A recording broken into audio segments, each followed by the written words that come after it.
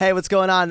Ralphie Show, hanging out right now at Atlantic Records in studio with Brendon Urie from Panic at the Disco. The new album, it's going great. Thank you very much. How are you? Very good, thank you. Very busy because of this new album, Too Weird to Live, Too Rare to Die, which is in stores right now. Congratulations on the 4th Panic at the Disco album. I'm sure you never thought it'd make it this far, huh? I never did, actually, yes. But we made it. Yes, finally. I think almost any Panic at the Disco conversation goes back to A Fever You Can't Sweat Out. And for me, I'll never forget, I got randomly placed with a roommate at Syracuse University my freshman year. We were complete opposites, got along, and that album was the first piece of music that he and I could kind of share. Actually bond over, I guess, a little bit, for maybe lack of a better term, because we were already friends anyways. But so I have that emotional attachment to it, right? That's and awesome. A lot of your fans have that maybe a similar story or something completely different, but they feel emotionally attached to it. So do you think, your last 3 albums obviously haven't been that. They've been good in their own right, but they haven't been that. But do you think that's why they've been so polarizing? Why you see so many people that either absolutely love it or oh my God, I just want the old stuff again, right? Of course, that's always going to be said. Yeah, we want the old stuff. We want the old sound. Yeah. I like, doing something different, something that excites me for writing. But it's never just for me, I like writing songs with other people in mind. I want to be able to showcase this. If I'm just writing this for me, I could just do that all day and be narcissistic in my studio and be like, it doesn't matter. I'm not going to show anybody else because it's just for me. But I like sharing it with people. So I do want a good reaction. But also the polarizing thing, I like that more. I either love it or hate it, but I hate the middle ground. Just it's all right. I'd rather people either loved it or just hated it, loathed it, And with this one, I'm sure you're looking for that especially more because, correct me if I'm wrong, you put a lot more of yourself into this album. Definitely. It's way more personal. lyrically, every song is from a personal story, something I went through. Which is kind of a new thing. A lot of times, in the past, we'd make up stories about maybe it could have been based on something personal, but it became this exacerbated thing and just exaggerated stories and lies, and it was fun. That's always fun to do. But yeah, this time around, I kind of had the more hip hop thing where it's just more confessional, more personal and it was a much more cathartic experience too. I think the challenge and the reward were juice was worth the squeeze for sure. That's interesting that you can compare it to hip hop because I guess there's 2 sides to hip hop, right? There's the Kendrick Lamars and the Drakes of the world right now that are getting more personal, but then there's still the 2 Chainz, right? Yeah. Which I guess in some instances probably are personal, but you know, you're not talking about big booty hoes. No, I'm not talking about it's my birthday and big booty hoes. Yeah. I don't have millions and millions of dollars. I could rap about that. I could sing about that and just lie, but which a lot of them do. Which a lot of them do. And that's what I'm getting to. So it's interesting. What else is inspiring? What particular artists, first of all, I guess, in the hip hop genre are kind of inspiring you? Yeah, like you said, Drake and Kendrick, ASAP Rocky. That record is phenomenal. I love it. Danny Brown, Triple X, and Old. I think his new record is great too, which came out yesterday. Which is funny that we shared that day, but.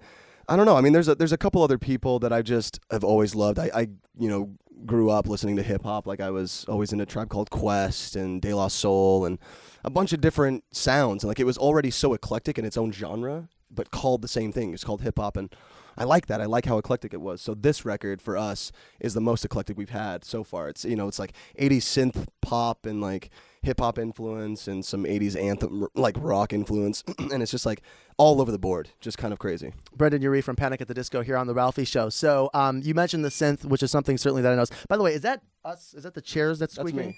That's okay. It's not feedback or anything like that. I thought for a second we were getting feedback, but I'm wait a minute, there's no monitors in here. I didn't know what the heck was really going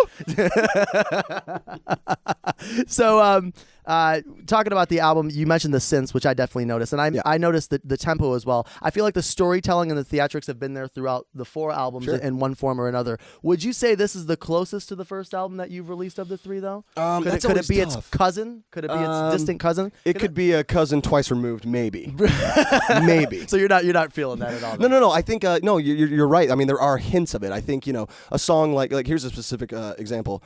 A song like Casual Affair on our record has this ending that's piano that kind of sounds like our intermission on our first record, because that was very much me just messing around on the piano, and I like doing that stuff. And I usually go Baroque harmonic minor scales, which for any music nerds, you know what I'm talking about. It's a very it's a very specific sound, and I don't know, I've always been attracted to that. It's like a romantic kind of scale, and I think I've always had this fascination with it. But yeah, I think there's always going to be hints of the first record, because that was one that we really pushed to make. It was our first time like making something, and all of us kind of put our voice into it. So there are going to be hints of like what I contributed to that record, and this time it's more just me, so I'm able to use those hints as well, but kind of recreate the sound in our band in a different way. And in addition to the fact that you're telling more personal stories, you're getting a little more honest on this album, what is that process like, being it more of, again, just you creating these songs from like a songwriting and producing standpoint? I usually start from a musical standpoint. Like I'll get a beat, I have the Dr. Dre mentality,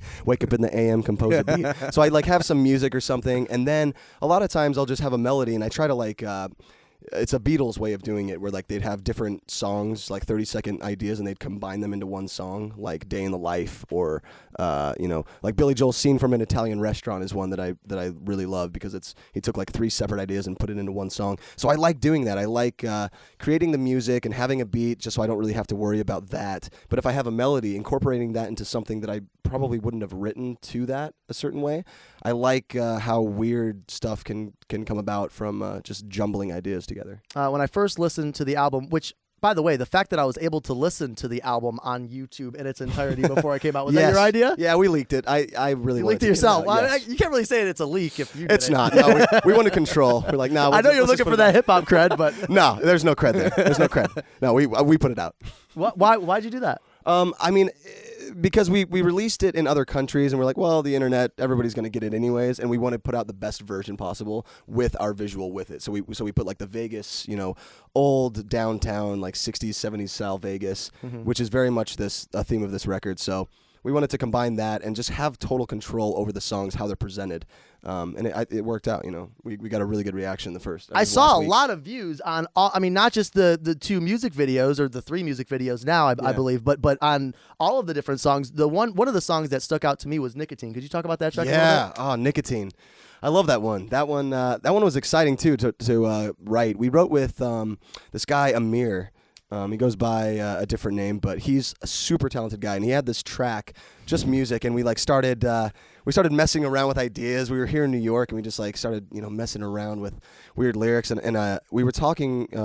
Amir and I were talking about experiences with girls in the past and stuff, and he was going through something with a girl that I had gone through in the past, where you have this girl that is so bad for you, but you just keep going back. It's that late night call, and it's the drunken text, and it's the thing that is such a bad idea, but in that moment it feels so right, and then you wake up and you're like, oh, I shouldn't have smoked that pack of cigarettes. I shouldn't have been with that girl last night. No wonder the song resonated with me.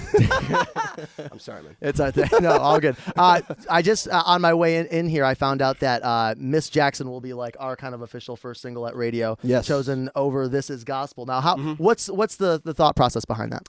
This Is Gospel. I love that song. It's one of my favorites on the album. But Miss Jackson, for me, it sounded like nothing we've ever done before. Like This Is Gospel had hints of anthemic stuff we've done on the previous record, but Miss Jackson, for me, it sounded so different. I felt like it was the best introduction to this album, which I think is the most eclectic that we've put out so far. And it, I think it got people excited to a point where they expect something different. Like not every song sounds like Miss Jackson. Every song is so different from each other. So I think it was a good introduction. Absolutely. Yeah. And again, that album, it's in stores now. Too Weird to Live, Too Rare to Die, Panic at the Disco. Brendon, thank you so much for the time, man. Thanks, man. Appreciate it. Awesome.